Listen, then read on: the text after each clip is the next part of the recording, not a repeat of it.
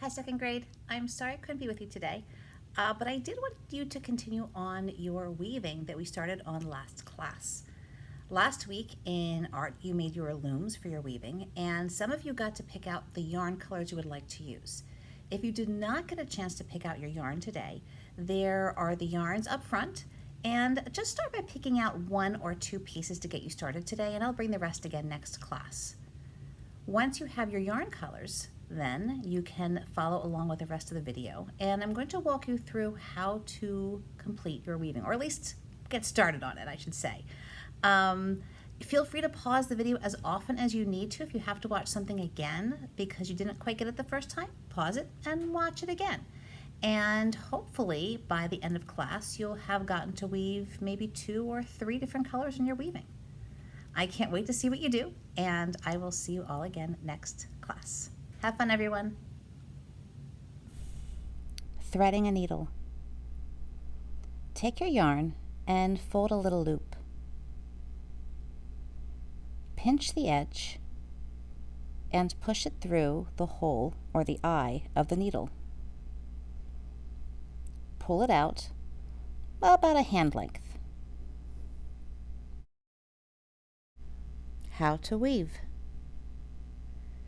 Taking your yarn and your needle, go under the string and then over a string. Under, over, under, over. Now pull the needle through. Make sure to pinch the yarn as you're pulling so you don't pull the yarn out of the needle. Pull and pull and pull the yarn until you have a short tail left. Now it's time to weave back the other way. We ended over, so now we go under, over, under, over, under, over. Pull and pull and pull. Don't pull it too tight. Make sure you leave a little space in between the yarn you're weaving and the strings going up and down.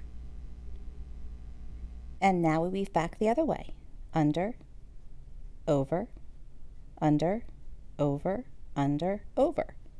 Pull and pull and pull, leaving that little space in between your weaving yarn and the strings. Keep weaving back and forth.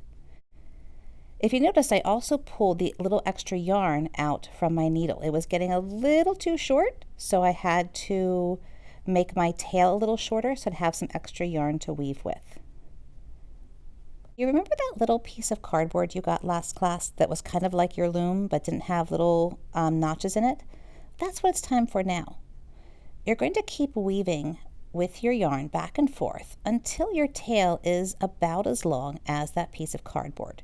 You don't want it any shorter than that. We need at least that much string to tie a knot. That's going to be our next step.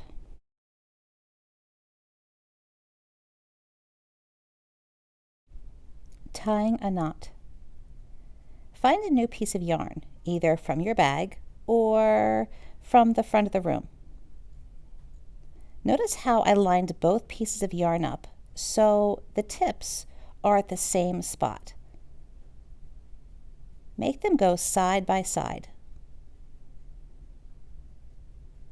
Now take both pieces of yarn and make a loop.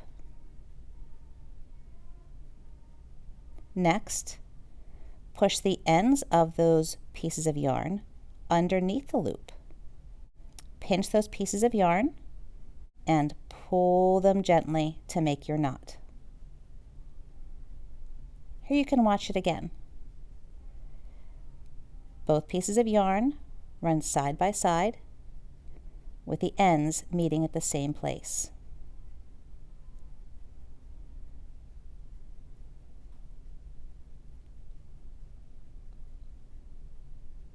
Make a loop.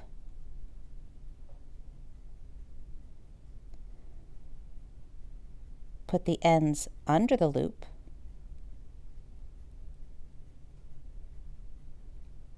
Pinch the two ends and pull them through. Keep weaving. You're going to continue weaving just like you did with the first piece of yarn. You're going to thread your needle, pull the tail through, and then continue with your back and forth, over and under, just like you did in the beginning. It might seem a little strange because you're going to be pulling the knot through all of your strings, and it gets stuck a little bit sometimes. Just carefully pull it through, and it may end up stopping someplace in the middle of your weaving, and that's okay. We're just going to leave it there, and we'll deal with those little extra tails at the very end. Spend the rest of your class weaving back and forth and get as many strings filled in as you can.